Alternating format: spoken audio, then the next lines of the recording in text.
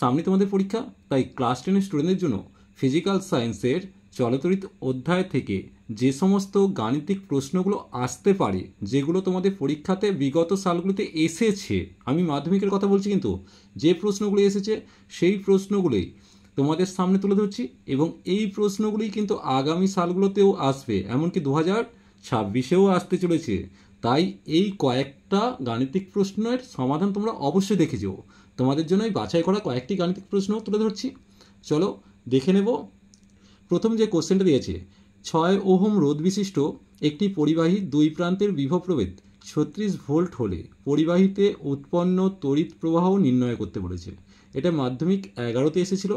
তাহলে আমরা জানি ভি ইকুয়াল টু আই আর, তাহলে সমান তড়িৎ প্রবাহ হলে আই সমান, তাহলে কী লিখব, ভি বাই আর। তাহলে এখানে ভি এর মানটা তোমাকে দেওয়া আছে কত, 36, তাহলে 36 বসালাম, আর তার নিচে আর এর মানটা বসাচ্ছি। আরটা কত দেওয়া আছে, আরটা দিয়েছে 6 ওহম। তাহলে 6 দিয়ে 36কে কেটে 6 পেলাম, তাহলে কত পেলাম, 6 অ্যাম্পিয়ার, অর্থাৎ তড়িৎ প্রবাহর মানটা হচ্ছে 6 অ্যাম্পিয়ার।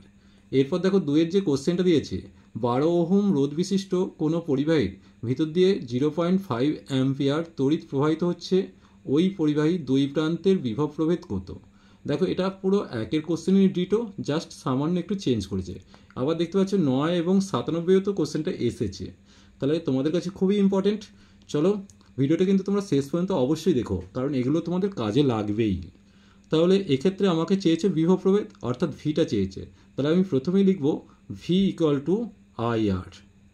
তাহলে ভি ইকুয়াল টু যদি আই আর হয়, আয়ের মানটা আমাকে দেওয়া আছে কত, 0.5, আর আর এর মানটা দেওয়া আছে 12। তাহলে এখানে যদি দশমিক তুলে নিচে 10 করি, তাহলে কত হচ্ছে, 5 দিয়ে কেটে এটা 2 পেলাম, 2 দিয়ে কেটে এটা 6 পেলাম, অর্থাৎ 6 ভোল্ট উত্তর পেয়ে গেলাম। অর্থাৎ পরিবাহীর দুই প্রান্তের বিভব প্রভেদ হচ্ছে 6 ভোল্ট। এরপর দেখো তিনের যে কোশ্চেনটা দিয়েছে, সমান্তরাল সমবায়ে যুক্ত 4 ওহম ও 12 ওহম রোধ দুটির তুল্য রোধ নির্ণয় করতে বলেছে। তাহলে সমান্তরাল সমবায়ে যুক্ত বলেছে, তাহলে আমি প্রথমে লিখব সমান্তরাল সমবায়ে যুক্ত রোধ দুটির তুল্য রোধ। তাহলে তুল্য রোধ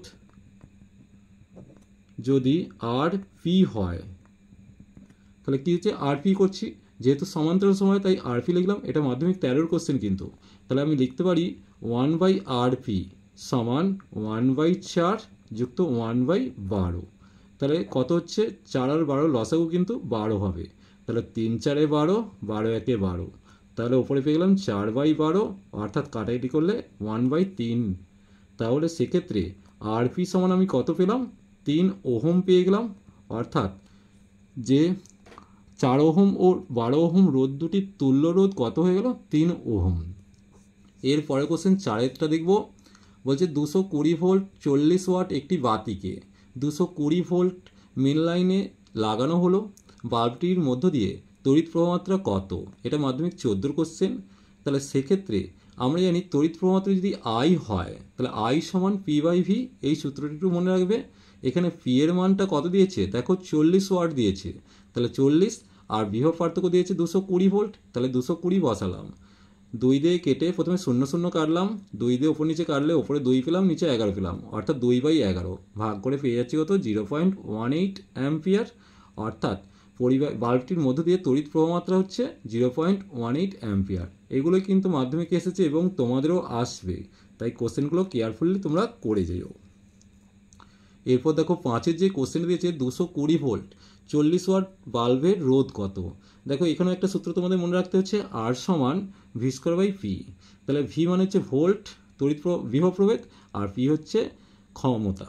তাহলে সেক্ষেত্রে ভি এর মানটা কত দিয়েছে, 220 ভোল্ট, তাহলে 220-কে আমি দুবার লিখব, আর নিচে পি মানে হচ্ছে 40 ওয়াট, সেটা নিচে লিখব। প্রথমে একটা শূন্য কাটিয়ে দিলাম, 2 দিয়ে কেটে নিচে 2 পেলাম, ওপরে 11 পেলাম, আবার এটাকে কাটলে 110 পেয়ে গেলাম। এবার দেখো 11 11 121, একটা শূন্য, তাহলে কত হলো, 1210 ওহম, অর্থাৎ বাল্বের রোধ হচ্ছে 1210 ওহম। এটাও দেখো মাধ্যমিক 12-তে কোশ্চেনটা এসেছে। এরপর চলে আসবো 6-এর কোশ্চেন, 30 ওহম রোধ বিশিষ্ট একটি পরিবাহীর মধ্য দিয়ে 10 অ্যাম্পিয়ার তড়িৎ প্রবাহ মাত্রা পাঠালে কী হারে তাপ উৎপন্ন হবে। অর্থাৎ এটা তড়িৎ প্রবাহের ফলে যে তাপ উৎপন্ন হয় সেখান থেকে দিয়েছে। অর্থাৎ তাপ উৎপাদনের হারটা যদি আমি h/t করি সেটা সমান কত হবে, পি হবে। তাহলে পি সমান কত হয়, I²R হয়। তাহলে এখানে I এর মান আমাকে দেওয়া আছে কত, দেখতেই পাইছো 10 অ্যাম্পিয়ার, আর এর মান দেওয়া আছে 30 ওহম। তাহলে 10² গুণিত 30 করলাম, অর্থাৎ এটা জুল পার সেকেন্ড হবে, ওয়াটও লিখতে পারো। এবার সেক্ষেত্রে কত আসছে, 3000 জুল পার সেকেন্ড। এবার দেখো 1 ক্যালোরি সমান 4.2 জুল, তার 4.2 জুল দিয়ে ভাগ করলে এটা ক্যালোরি পার সেকেন্ডে পাবো। তাহলে ভাগ করে আমরা পেয়ে যাচ্ছি কত, 714.28 ক্যালোরি পার সেকেন্ড। এরপর 7এর কোশ্চেনে চলে যাব। দেখো এটাও কিন্তু মাধ্যমিক 15 কোশ্চেনে এসেছে, দেখতে পেয়েছো মাধ্যমিক 15 সালে এসেছে। 2 ওহম, 3 ওহম এবং 4 ওহম রোধযুক্ত তিনটি পরিবাহীকে কোন সমবায়ে যুক্ত করলে পরিবাহীর প্রতিটির মধ্যে দিয়ে একই মাত্রায় তড়িৎ প্রবাহিত হবে, ওই সময়ের তুল্যরোধ কত। তাহলে প্রথম কথা, যদি আমি শ্রেণী সমবায়ে যুক্ত করি তাহলে শ্রেণী সমবায়ে যুক্ত করলে পরিবাহীর প্রতিটির মধ্য দিয়ে একই মাত্রায় তড়িৎ প্রবাহিত হবে। তাহলে প্রথম উত্তরটা হচ্ছে শ্রেণী সমবায়ে যুক্ত করতে হবে। এরপর তুল্যরোধ, আমি যদি শ্রেণী সমবায়ের তুল্যরোধটা যদি RS করি তাহলে RS সমান কত লিখব, 2 + 3 + 4 ওহম, পেয়ে যাচ্ছে কত, 9 ওহম। অর্থাৎ ওই সমবায়ের তুল্যরোধ হচ্ছে 9 ওহম। এরপর 8এর কোশ্চেনটা আমরা দেখে নেব। এটাও কিন্তু মাধ্যমিকে কোশ্চেনটা এসেছিল। 8এর কোশ্চেন যেটা দিয়েছে, 3 ওহম, 4 ওহম এবং 5 ওহম রোধ বিশিষ্ট তিনটি পরিবাহীকে একটি কোষের সঙ্গে সমান্তরাল সমবায়ে যুক্ত করলে কোন রোধটির মধ্য দিয়ে সর্বোচ্চ ও কোন রোধটির মধ্য দিয়ে সর্বনিম্ন তড়িৎ প্রবাহিত হবে। যেহেতু রোধ তিনটি সমান্তরাল সমবায়ে যুক্ত, তাই প্রতিটি রোধেরই প্রান্তীয় বিভব প্রভেদ সমান। এখানে সমান্তরাল সমবায় আছে, কি হয়, শ্রেণীর ক্ষেত্রে তড়িৎ প্রবাহ মাত্রা একই থাকে আর সমান্তরালের ক্ষেত্রে বিভব প্রভেদ একই থাকে। এটা কিন্তু খেয়াল রাখবে। শ্রেণী সমবায়ে কি হয়, তড়িৎ প্রবাহ মাত্রা একই হবে, আর সমান্তরাল সমবায়ে কি হবে, বিভব প্রভেদ একই হবে, অর্থাৎ বিভব পার্থক্য একই থাকবে। যেহেতু রোধ তিনটি সমান্তরাল সমবায়ে যুক্ত, তাই প্রতিটি রোধেরই প্রান্তীয় বিভব প্রভেদ সমান। তাহলে প্রান্তীয় বিভব প্রভেদ যদি আমি ভি ধরে নিই, তাহলে 3 ওহম রোধের মধ্য দিয়ে প্রবাহ মাত্রা I1 সমান কত হবে, V/R, অর্থাৎ V/3 লিখব।